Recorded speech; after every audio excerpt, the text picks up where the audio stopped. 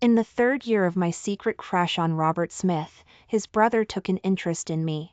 So the rebellious young man dyed his hair black. He stopped racing cars, stopped doing extreme sports. He just followed me around every day, sweetly calling me Claire. Everyone could see he liked me. Robert Smith too.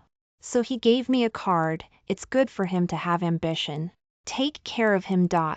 Instantly, I felt utterly disillusioned. Later, Robert Smith got drunk and whined to me about a stomachache. But then I heard the sound of sticky wetness. He demanded to know who I was with. My breath hitched, and I laughed softly. Taking care of my brother. This was the third time Julian Smith had come to me with files today.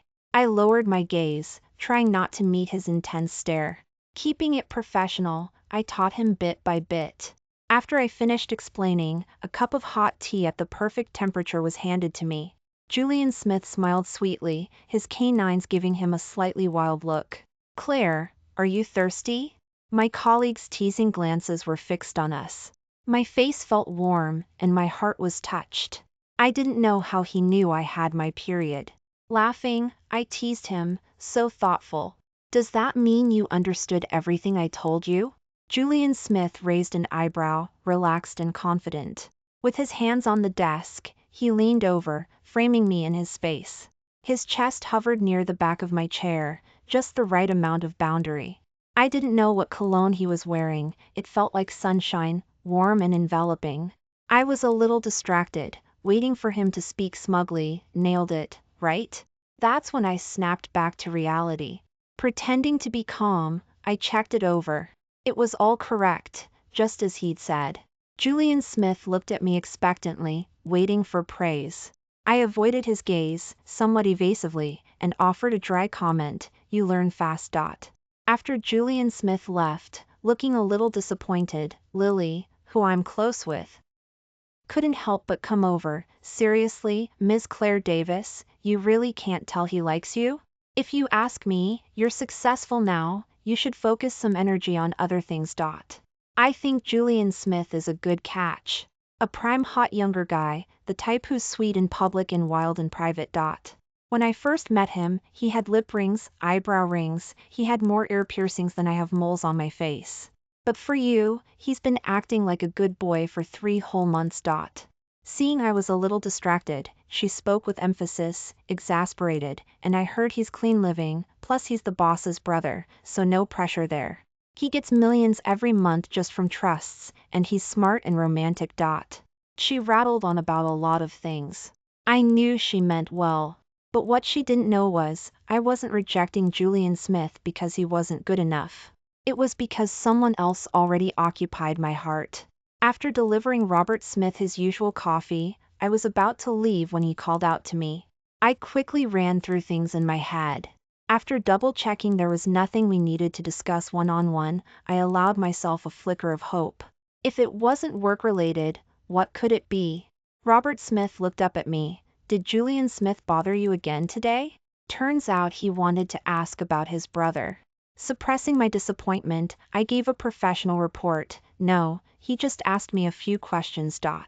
Unexpectedly, Robert Smith scoffed. Still has endless questions after 3 months? Sounds like his Westlake Tech degree was a waste. Julian Smith wasn't that stupid, of course. On the contrary, he was very smart, sweet, and thoughtful. He'd ask me questions specifically when I wasn't doing well. Answering some simple questions wasn't exactly slacking off, and it helped pull me out of the heavy workload, giving me a breather. Not to mention, his constant feeding had made me feel much better lately. But everyone could see he was pursuing me. My eyes flickered, and I didn't want to talk about this with Robert Smith. Having the brother of the person I secretly liked be interested in me wasn't exactly a joyous thing.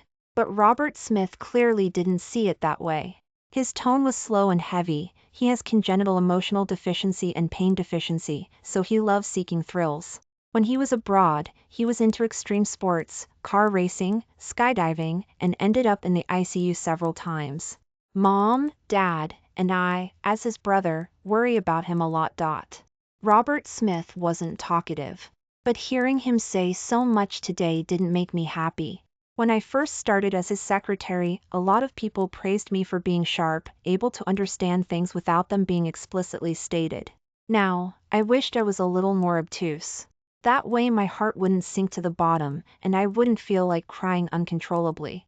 All I could do was leave, flustered, saying, "I'm sorry, I have urgent matters to finish. You can confide in someone else." Awkwardly, I wanted to make a hasty retreat. But Robert Smith's words pinned me to the spot. "I want you to do me a favor, as a friend, Claire Davis. Not Miss Davis, but Claire Davis. Claire Davis, who'd been with him from college to the workplace. Just like back then, when he entered the company under pressure. But everyone around him just called him young Mr. Smith, dismissively, looking down on him, crediting all his success to his father's backing. He called me the same way back then, Claire Davis. They're all picking on me. Can you come keep me company?" But I wished he hadn't played this emotional card with me. He shouldn't have trampled on my love like that. And he shouldn't have pushed me onto someone else so easily. Perhaps it was utter disappointment that allowed me to calm down. Calmly, like a truly submissive subordinate. "Mr. Smith, please tell me." Robert Smith frowned, slightly dissatisfied with the address. But he quickly reined in his emotions. Having been in a high position for so many years, he was used to not letting personal feelings interfere with decisions. He handed me a card. "Julian Smith is rarely this motivated. Claire Davis, can you take care of him? This is your compensation." He wanted to add, "You don't have to actually accept his confession. Just string him along, okay?" Before he could finish, I cut him off. I ignored the astonishment in Robert Smith's eyes. Just as decisively as I had agreed to him back in school. I was feeling listless until the end of the workday. When Julian Smith stopped me, I was even a little annoyed. My tone wasn't great. "Don't you have anything else to do?" Julian Smith was thick-skinned and wasn't bothered at all. "Yeah, like right now I want to go to the seaside. Are you coming?" It was completely random. My anger hit a soft wall. I cooled down a bit and couldn't help but ask why. Julian Smith raised an eyebrow and countered, "If you don't tell me why you're in a bad mood, why should I tell you why I want to go to the seaside?" I rolled my eyes.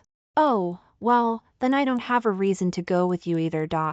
It was strange, I always felt more relaxed being myself around Julian Smith. Maybe the power of not liking someone is just that strong. And that let Julian Smith fall for the real me. After a staring contest, Julian Smith gave in first, raising his hands in surrender. Okay, you win. Just smile and I'll tell you." His gaze was very doting.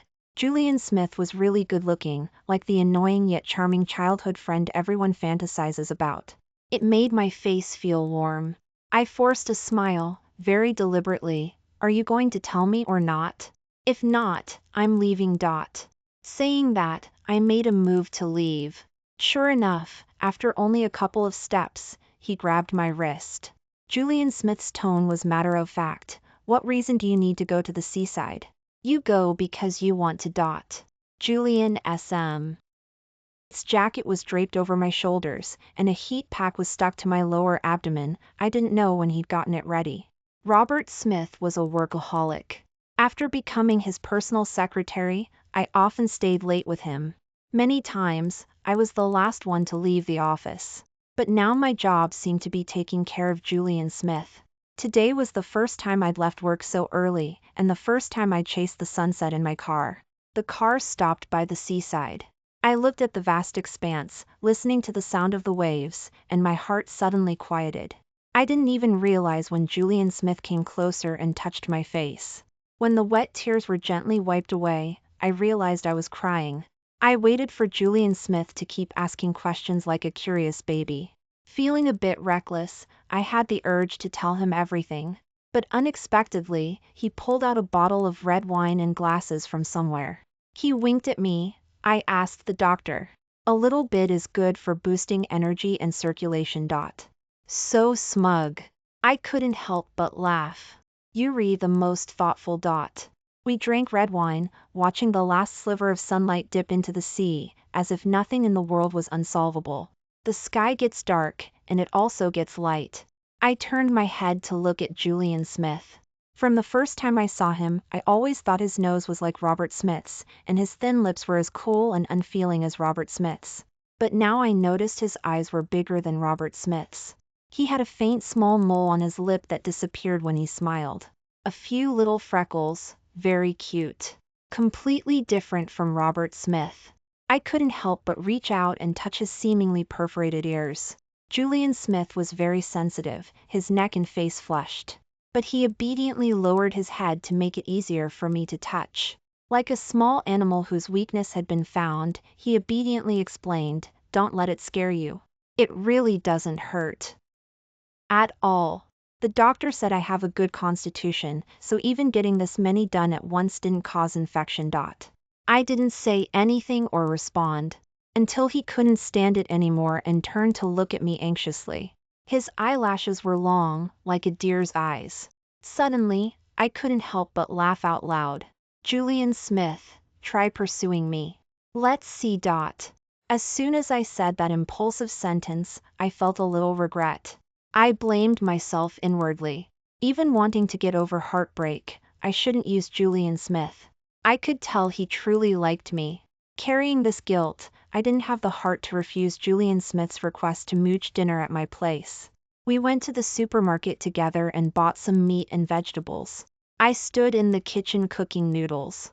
Julian Smith couldn't help, so he squatted by the kitchen doorway with my golden retriever, Buddy, whispering secrets. "Is Mom really going to cook noodles?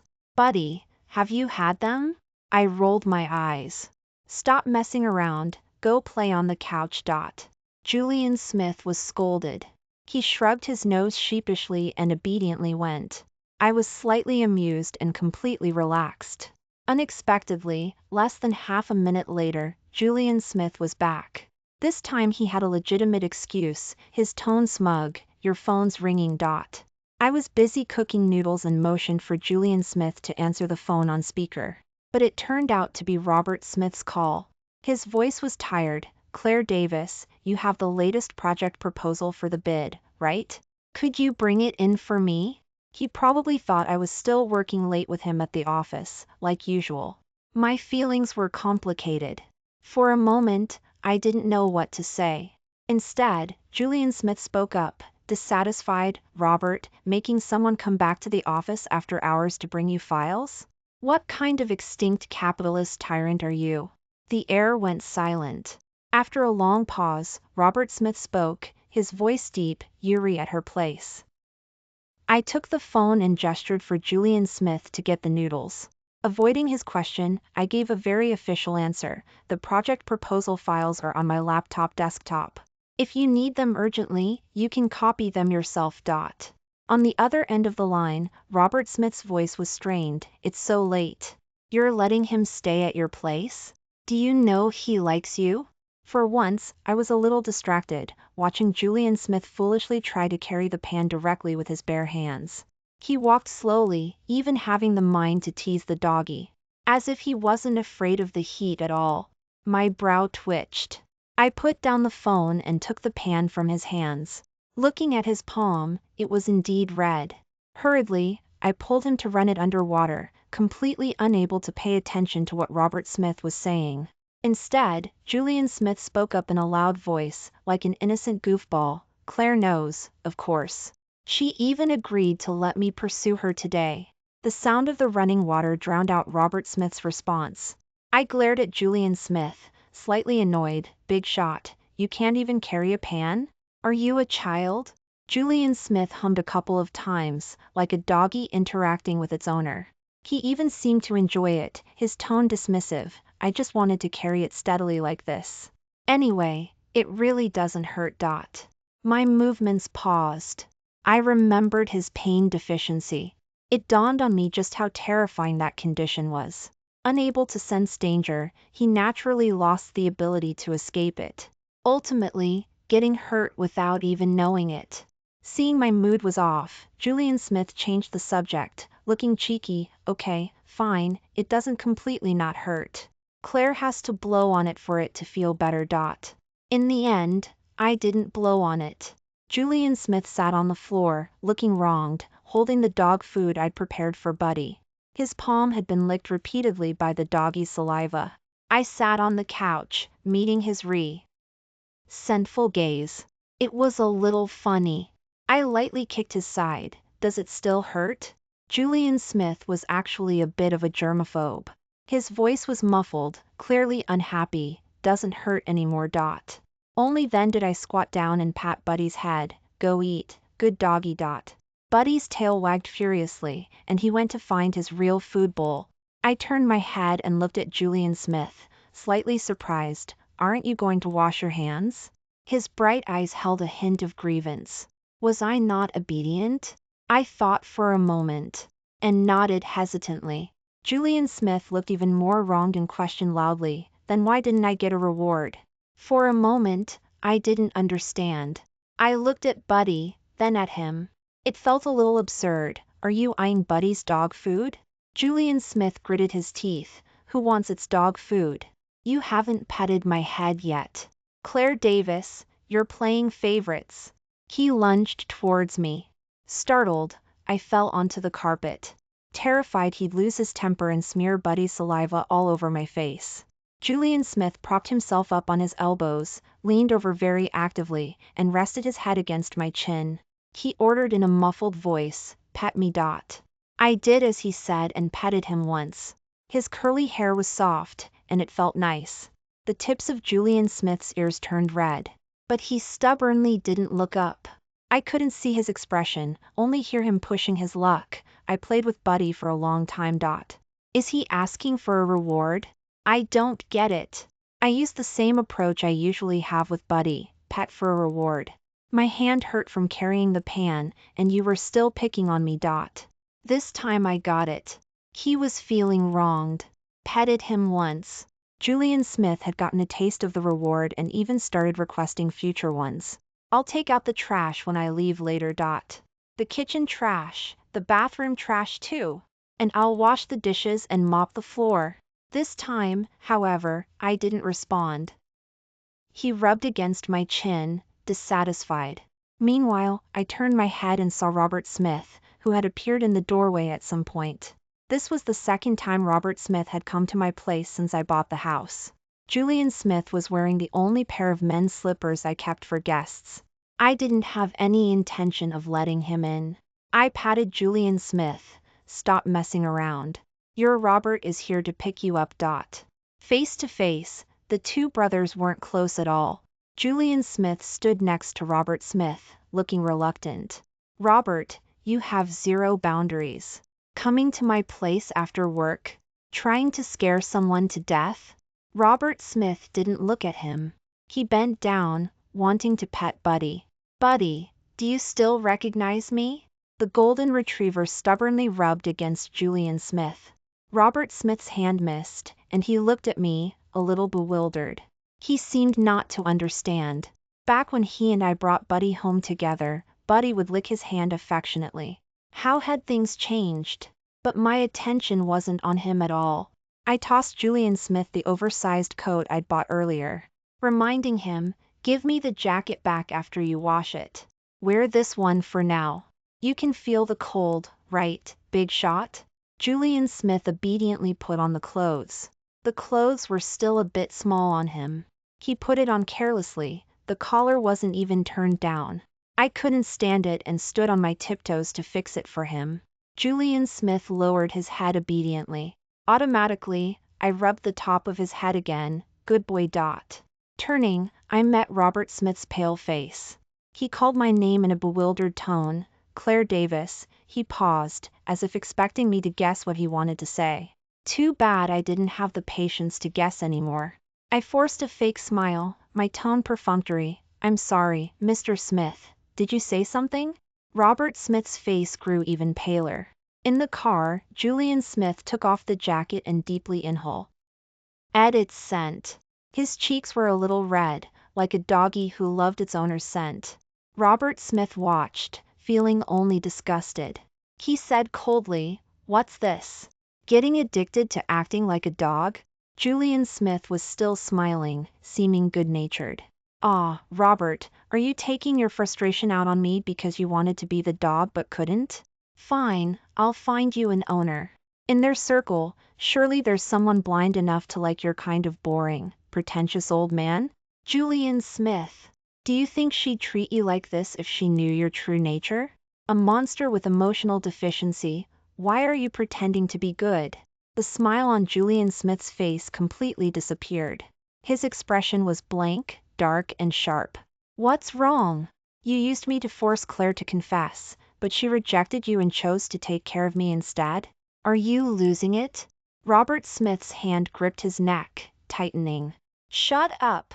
If you hadn't tricked me, how could I possibly? Julian Smith couldn't feel the pain and had no sense of danger. Did I force you? All I did was trade a port project for it. Now that I have the project, it's suddenly me tricking you? Making sure the marks on his neck wouldn't fade by tomorrow. Only then did Julian Smith punch him in the abdomen. Looking down at him, seeing him in pain and distress. In the end, it's just that you were too arrogant. Always being chosen so firmly made you forget to cherish it.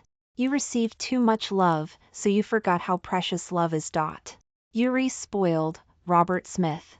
That's why you were willing to gamble with me, even knowing she'd be hurt.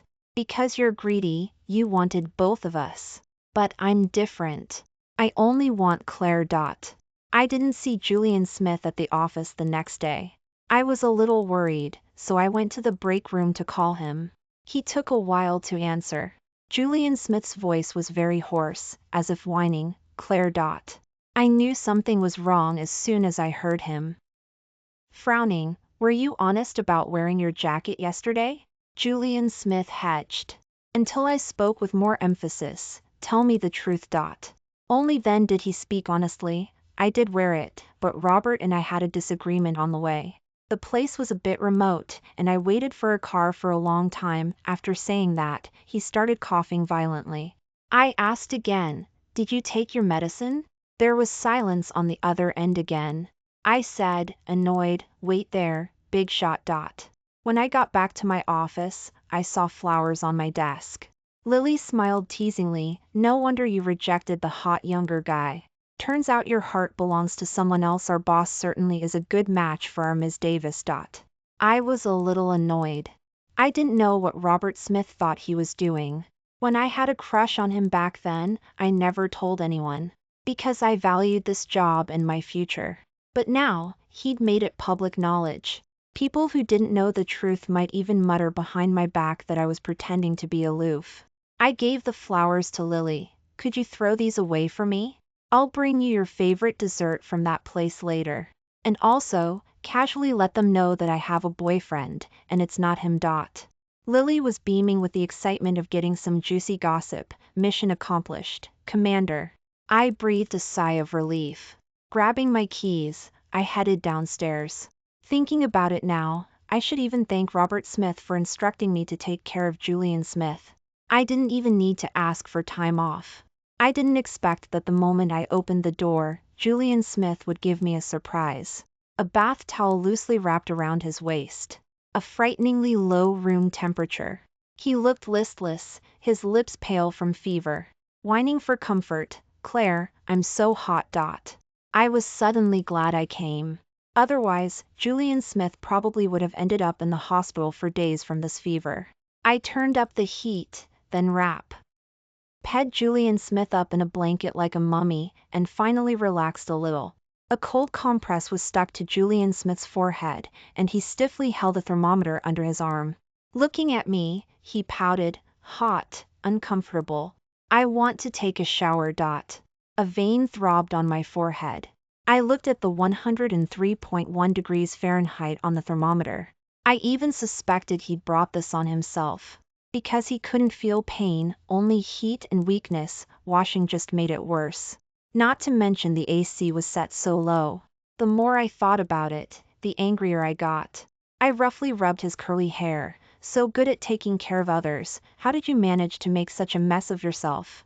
He absolutely refused to go to the hospital. After much coaxing, I finally got Julian Smith to take his medicine. He sat pleadingly on the couch, far away from me. I found it amusing to watch and wanted to pinch his cheek. He blocked me, his voice muffled, my immunity is low right now, you'll get infected. And he was still acting wronged. I pondered for a moment. Oh, do you have a heat pack here? My stomach feels a little painful. I was lying. I only had pain the first 2 days, and today was the third. But Julian Smith believed me. He shot up from the couch. It's in the car. I'll go get it for you. No need, I saw you have some here. Julian Smith hadn't reacted yet. Until I slowly moved closer, took his burning hot head, and pressed it against my lower abdomen through the blanket. His entire body went rigid. I placed my fingertips on his temple and gently rubbed. Close your eyes, a good sleep will fix it. Be a good boy. I don't know what switch flipped in Julian Smith that day. Now when he wants a reward, he doesn't like getting his head petted anymore. Instead, he kneels on the floor, just so his forehead rests against my lower abdomen. Lily heard this and laughed a little terrifyingly. Heh heh heh, it's mommy, it's wife. My first instinct was to declare that Julian Smith and I weren't at that stage yet. Then I remembered using him as a shield earlier and sheepishly shut up. Because of that, I still owed Julian Smith a wish. These past few days, he's gotten used to mooching off my kitchen. Why not mooching off dinner? Because he's the one cooking. It was almost time to get off work, and Julian Smith sent 2 messages in quick succession. Claire, how about sweet and sour pork ribs, shrimp with glass noodles, and a side of greens today? Good doggy wagging tail. JPG. They were all my favorites, but sadly, I had to refuse with tears in my eyes. Got a class get-together today, don't wait for me. I was about to send something else when Robert Smith appeared at my desk. His eyes held a hint of hope. Claire Davis, I'm driving. Want to go together? My gaze cooled. There's no need. People will misunderstand. As I was about to walk past him, he grabbed my wrist. Do you have to be so cruel to me? This time it was my turn to be confused. I even wondered if something was wrong with him. We never even started anything. I just went back to being his secretary. Where exactly is the cruelty in that? But remembering the high salary he paid me and that card with a pleasing amount easily enough to cover my emotional damages, I held back. Putting on a professional fake smile, I looked at him. Mr. Smith, we just have a superior-subordinate relationship. I don't understand what you mean. But inwardly, I was considering finding a new job. There was traffic on the way. Robert Smith and I arrived late. Only 2 seats next to each other were left. It was just dinner, after all, so I didn't fuss and sat down. But I don't know what Robert Smith was thinking. His eyes lit up. I ignored him, just inwardly critiquing that these dishes weren't as good as the ones Julian Smith cooked. He really was skilled, as expected of someone who studied abroad. Everyone was there, and people started chatting. Gee, I only just found out that the class representative and the sports representative from our class were together. They were getting engaged next month. After everyone congratulated them, their eyes started circulating between Robert Smith and me. We haven't even asked about you two. You didn't secretly get married, did you? We saw something was up with you two back in college. Claire Davis was never that attentive to others, but she'd even bring you water when you played basketball. Now you're at the same company, taking advantage of being close. I don't believe there's nothing going on. Robert Smith's face flushed. I'm still pursuing. Before he could finish, I cut him off. We're just superior and subordinate, don't stir things up. My boyfriend is younger, and he gets quite jealous. The air instantly went quiet. It was my roommates who spoke up first. Way to go. You're dating a younger guy. Got any pictures? Let me see which handsome younger man has our Ms. Davis smitten. I always thought you should date a younger partner. You're quiet and bottle things up. You need a direct hot younger guy to shake things up for you. Exactly. You have no idea how many younger guys in college asked me for your contact info. If you hadn't been so focused on other things, you'd have dated 7 or 8 by now. The topic shifted, and we chatted lively, completely forgetting about Robert Smith. When we moved locations, everyone had had a little to drink. I didn't plan on going with them. I sent Julian Smith my location. He instantly replied with a doggy standing at attention saying received, emoji. It was a bit cold in the evening. I pulled my jacket tighter. I don't know where Robert Smith got the hot drink. He hadn't left either. I looked up, thanked him, and didn't refuse it. Yuri waiting for him. Robert Smith's tone was certain. When he didn't hear my response, he got a little anxious. You never liked me that much, Claire Davis. I don't know where his emotions were coming from, but I had wanted to talk to him for a while. What kind of liking counts? Liking you so much I'd throw away my dignity and future? I can't do that. Robert Smith's voice grew hoarse. But you never told me you liked me. I gave a cold laugh. Why did I have to say it? It was simply that you weren't sure if our feelings were mutual, so how could I be sure? Once we were out of college, you were my boss, I was your secretary. You had a natural advantage and status. As a subordinate, what would confessing my feelings to you bring? I'd be gambling my future. Robert Smith, what right do you have to tell me I can't be afraid? And what right do you have to expect me to take risks for you? Robert Smith, don't be so childish. Separate personal feelings from work. Haven't you always done that? By the time Julian Smith came to pick me up, the hot drink had gotten cold. I threw the cup away. As soon as I got in the car, a heat pack was handed to me. I watched Julian Smith's profile as he drove. I stared until his face was completely red. He pulled the car over to the side of the road, sighing. He covered my eyes with his palm, buried his forehead in my neck, and said, defeated, "Don't look at me like that." I curled my lips mischievously. Why? Does it distract you? No, it makes me want to kiss you, to press you against the car and kiss you, to cover up everyone else's scent on you. My face was the one that turned red. Even after all this time, I still couldn't handle Julian Smith's direct approach. All I could do was murmur, Yuri like a doggy, so clingy, and you act like a puppy. Unexpectedly, Julian Smith's focus went off track. What kind of dog? Your favorite golden retriever? You really are. I felt a little soft-hearted. He'd rubbed against me until I felt warm all over. He even made me feel childish. Just like I usually pet Buddy, I rubbed his head, then his ears, his back, his cheek, and finally his chin. Looking at him, good doggy. A blush spread across Julian Smith's face at an astonishing speed. Even the corners of his eyes were red. As if shy, he guided my hand into his hoodie, my stomach. You haven't petted my stomach yet, Claire. I felt a little helpless but rubbed it twice as he asked. It felt pretty good. It dawned on me that Julian Smith was getting a little too worked up. He buried his head in my arms again. Even though he was bigger than me, he was like a large dog with no sense of its size, desperately trying to squeeze into my embrace. I like you so much, Claire. I don't know how things escalated to this point. Originally, we were just lounging on the couch together, watching Julian Smith's old videos. They were all of him doing extreme sports. In the riskiest one, half of his car was hanging off a cliff, teetering. I watched him break his collarbone skiing, blood staining the pure white snow. But he couldn't feel any pain at all and walked onto the stretcher himself. I couldn't watch anymore and buried myself in his arms. Julian Smith held me and comforted me. I'm still alive. See? Right here in front of you, perfectly fine. Did it hurt? I asked him.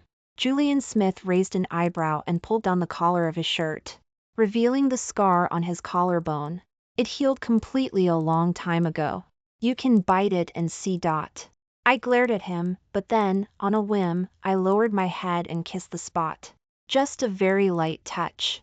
Just as I was about to get up, Julian Smith pressed against my back.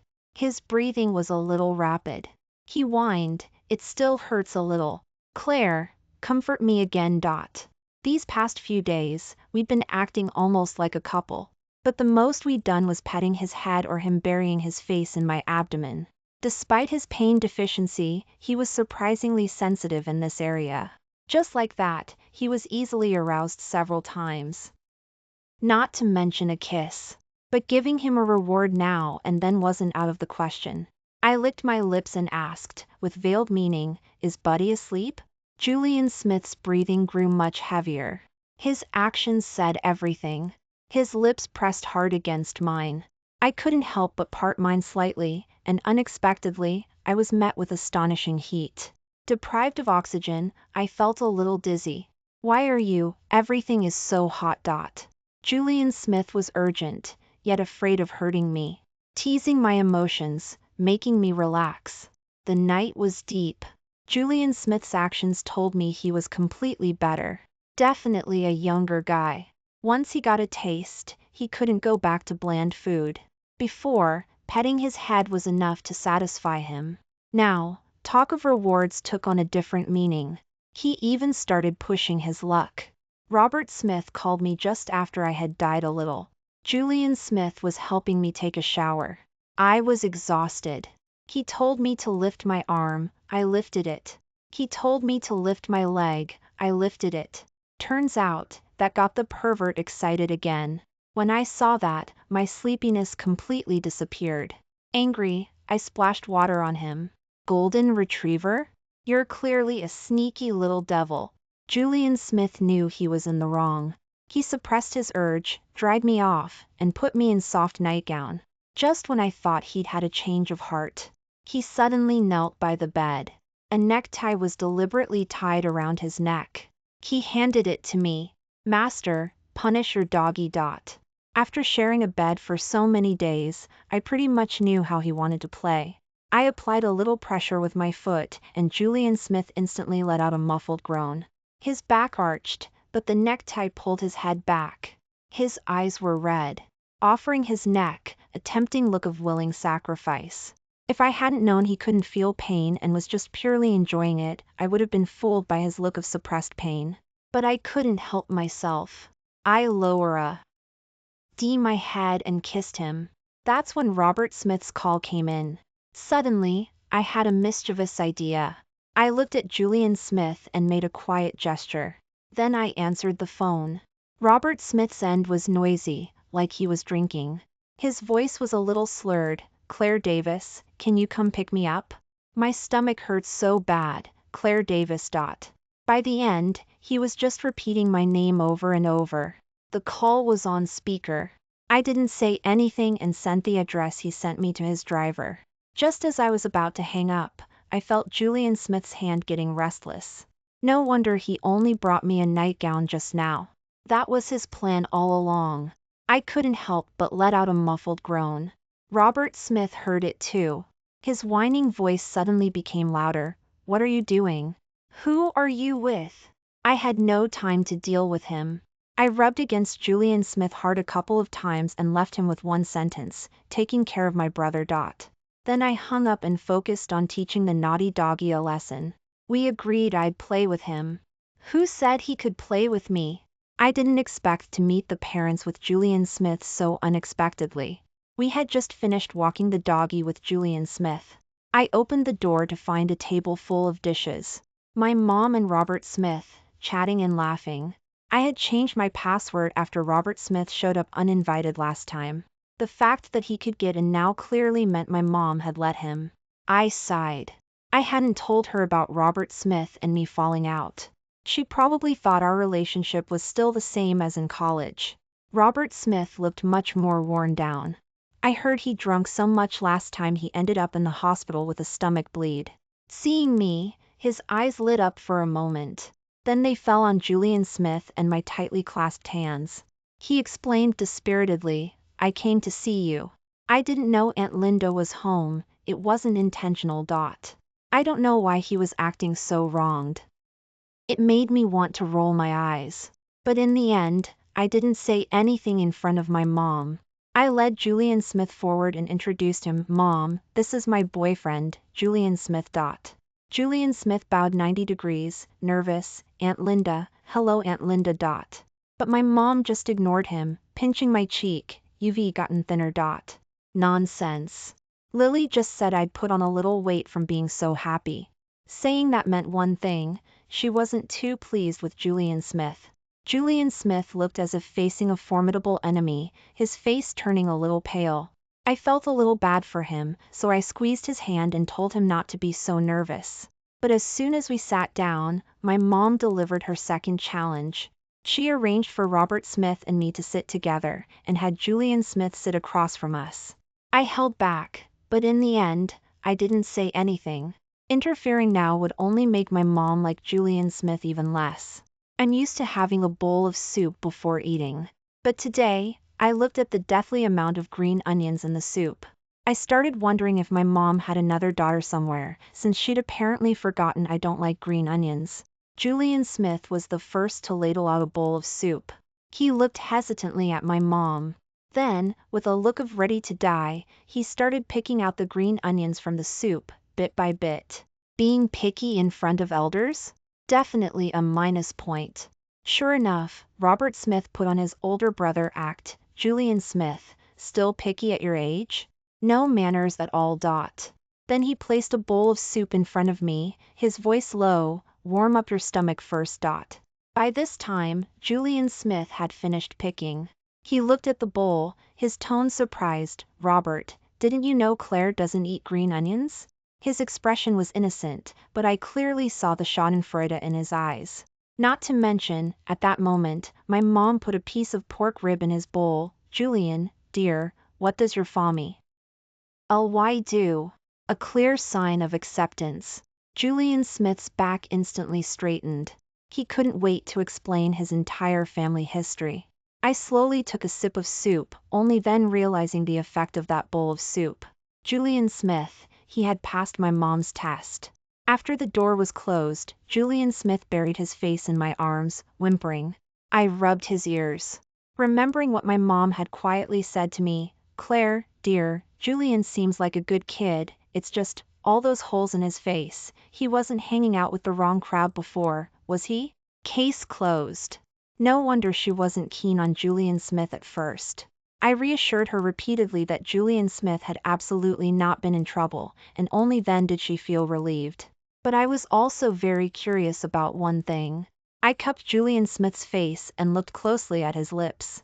He wasn't wearing his lip rings. After several months, only a small hole remained. I couldn't help but ask the burning question, does water leak out when you drink? Julian Smith's expression went blank for a moment. Want to find out? Carried away by a strange spirit of inquiry, we kissed. Slowly, the kiss changed. Seeing Julian Smith wanted to continue, my rationality returned. I took a breath and held him back. My mom is still here. Go take care of it yourself. Julian Smith buried his head in my arms for a moment to recover before getting up. I thought he was going to take care of it himself and just let out a sigh of relief. When I saw him start taking off his clothes. Not the real thing, Claire. I just got mom's approval, I feel so insecure. I raised an eyebrow. So?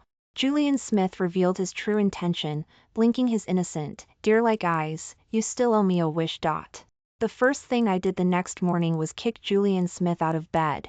Epilogue. My name is Julian Smith, and I've been a monster since I was a child. When I was born, I didn't cry. The nurse spanked me hard enough to bruise my backside, but I felt nothing. Later, I was diagnosed with pain deficiency. I often got injured when I was little. Mom and Dad protected me like a glass doll. I think they must have loved me back then. But after they realized I never smiled at them and wouldn't call them Mom and Dad, everything changed. I was diagnosed with emotional deficiency again. From then on, I had a new name, Monster. None of my peers wanted to play with me, and Mom and Dad treated me like a stain, neglecting and ignoring me. The year I turned 10, I was kidnapped. When I came home, covered in blood, they were celebrating Robert Smith's birthday. Not a single person had noticed I was missing. I didn't feel sad. I just felt hungry. I helped myself to a slice of cake. But Mom screamed and fainted. From then on, their eyes held more fear when they looked at me. They focused all their attention on Robert Smith, raised me until I was an adult, and then couldn't wait to send me abroad. There, I completely let loose. I fell in love with extreme sports.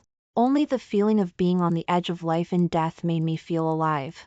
I never originally planned to come back. Abroad, I had money, friends, and a career. But perhaps I had grown tired of extreme sports. I thought about it. Changing my environment, going back to scare that loving family, seemed interesting enough. And then I got a surprise. The first time I actually saw Claire Davis wasn't at the office. It was after she'd worked late, her eyes red with fatigue. After just a few polite words. My Robert took it seriously and drove away himself in his car. Only then did she slowly crouch down by the railing. She looked like she had a stomachache. She looked very fragile. But even with a pale face, she calmly took out medicine from her bag and put it in her mouth. That was cool. It was the first time I felt my heart beating so clearly. On a whim, I stuck my nose in and handed her a bottle of water.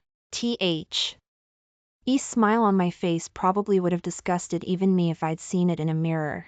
Claire, are you okay? She was very cautious and didn't take the water. She shook her head and drove away in her car. But I felt like I'd gone crazy. All night my mind was filled with her red-rimmed eyes, and I was unbelievably excited. There were very few things in the world that could stir my emotions, so I cherished every instance. The next day, I used a project to make a deal with Robert Smith, joined the company, and became Claire Davis's assistant. At first, I was just approaching it with a playful attitude. I thought I liked her fragile look and wanted to watch the show. Unexpectedly, I was the one who ended up falling in. Getting a compliment from her made me unbelievably happy. Being touched by her was better than skydiving once. Watching her eat something I gave her made me very satisfied. Seeing her uncomfortable made my heart ache. I was completely pathetic. I was used to living however I pleased. I rarely wanted anything. During that time, though, I just wanted her eyes to be solely on me. So I went to Robert Smith with a project again. The profits from the port project go without saying. As for whether the project would blow up later, there was no need for him to know. Sure enough, Robert Smith agreed to say those words after only a moment of hesitation. He had received too much love and was too fearless. But I could see that Claire's affection for him was like a flickering candle, unable to withstand another splash of cold water. I just didn't expect her to cry. Crying silently, facing the sea breeze. I was good at sweet talking to make her happy, but at that moment, I was at a loss. That missing sense of pain seemed to return to my body. It made me find a bit of meaning in life. It turned out I was born to make Claire Davis happy. She'll never know. If it hadn't been for what she said at that time, I might have chosen to let go. Much law. A friend I used to do mountain racing with called and asked me out. I was in my haven of tenderness. I lowered my head and kissed the top of Claire's head. Nah, I'm afraid of dying. I hung up the phone and squeezed myself into her arms. She didn't even open her eyes, just familiar with the routine, rubbed my hair. I comfortably narrowed my eyes. I had found where my soul belonged, the safest haven, and I never wanted to leave. So I'll live well. Staying with Claire Davis, living well.